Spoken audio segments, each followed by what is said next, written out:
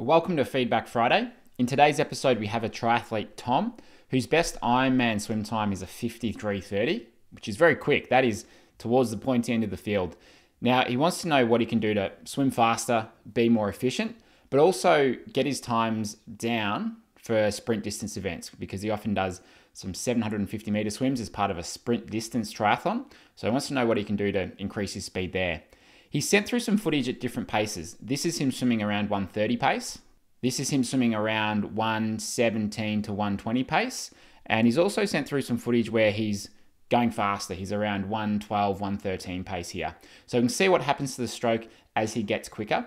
And most of the time, for most people that I see, the faster they go, the more exacerbated the flaws in their stroke are. That's what typically happens. Now in this video, there's a couple of key things I could see. And if we think about the process, the order of things that we should look at, if you think of our 5 core principles that we've got inside the Effortless Swimming membership, we look at breathing to begin with. We want to make sure you're breathing comfortably and you're relaxed. Now, being the level of swimmer that Tom is here, that's fine. We can tick the box there.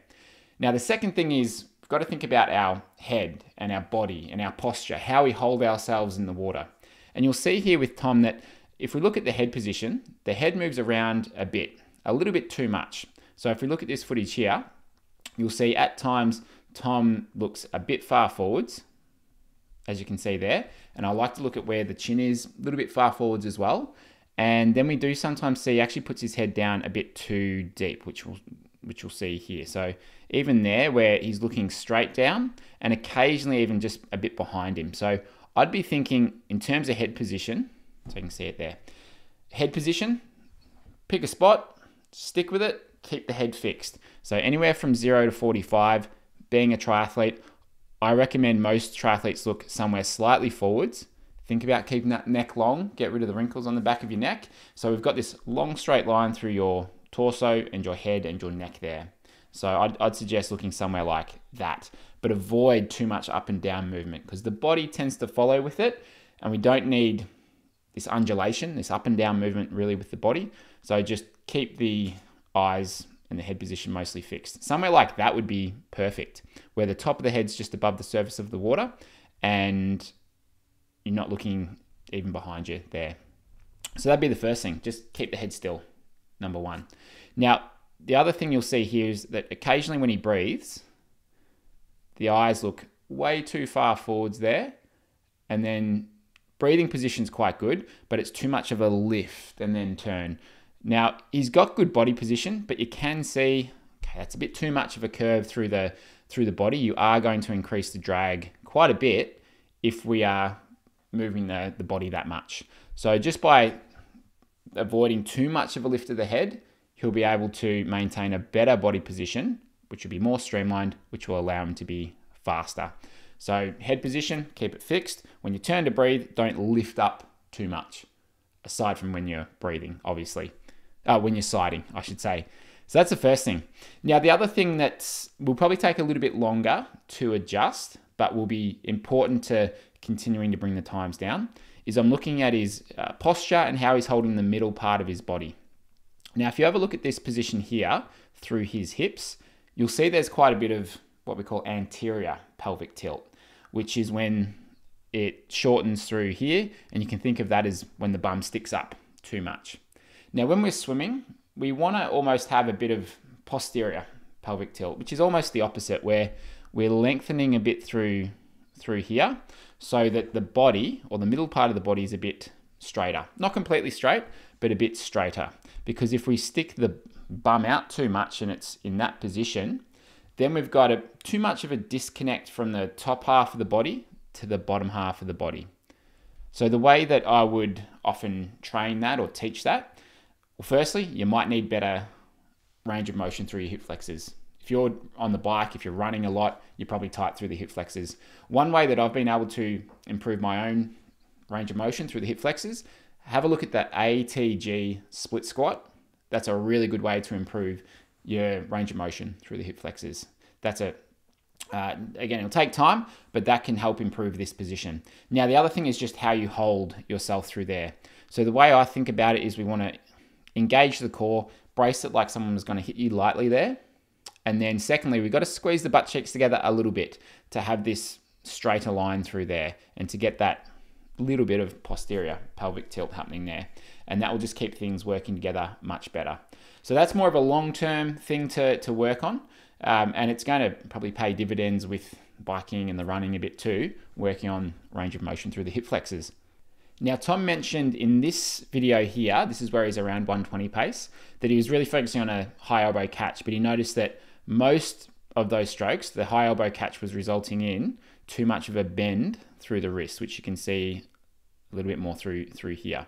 So it's okay to get a little bit of a bend at the wrist to initiate the catch, but pretty quickly we want to straighten that out so your hand and forearm is straight together as one big paddle.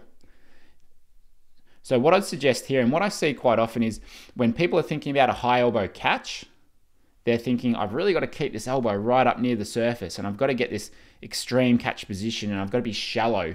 I've got to be high with the arm, I've got to be shallow with the arm. But that is not what a high elbow catch is.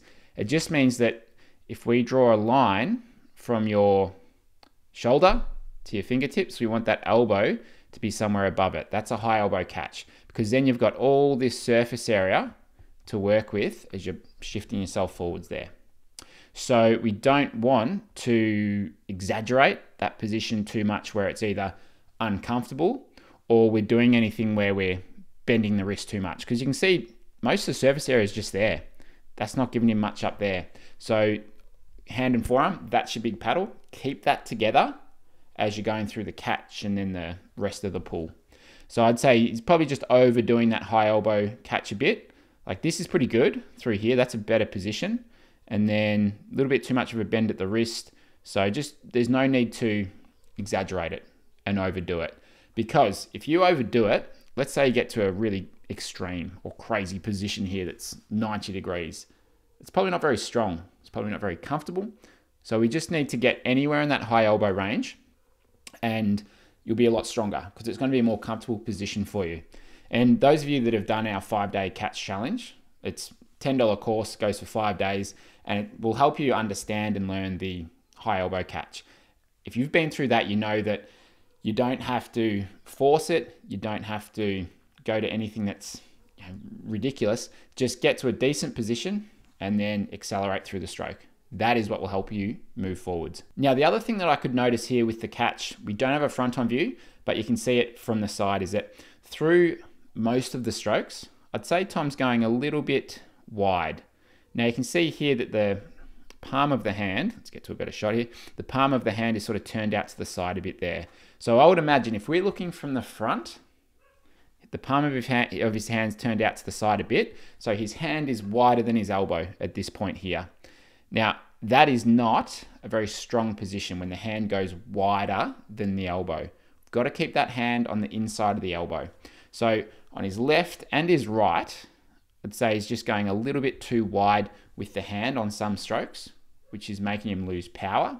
So if he can keep his hands almost tracing this outside line of the body. So you start in line with your shoulder, then you come away from the center a little bit, and then you come in and finish sort of near the hip. So think about these outside lines of the body where you're wider through the shoulders.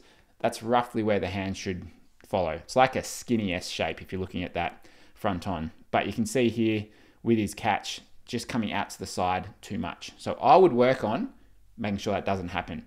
That will be a key one, especially for someone who's swimming this quick for their triathlon swims. That is the low-hanging fruit. That's the 20% of the stroke that will give them 80% of the results or better results by focusing on that. So I'd keep it simple with those three things if I were Tom. If you'd like to get the 5-day catch challenge, if you'd like for me to be able to analyze your videos, you can do all of this inside the Effortless Swimming membership. I'll put the link below where each month I do a members call and people send in their videos and I'll give them 1 to 2 key things to focus on for that month. And I'll point them in the right direction with drills, what workouts you may need to do, and where you can find out more about those parts of your technique inside the membership.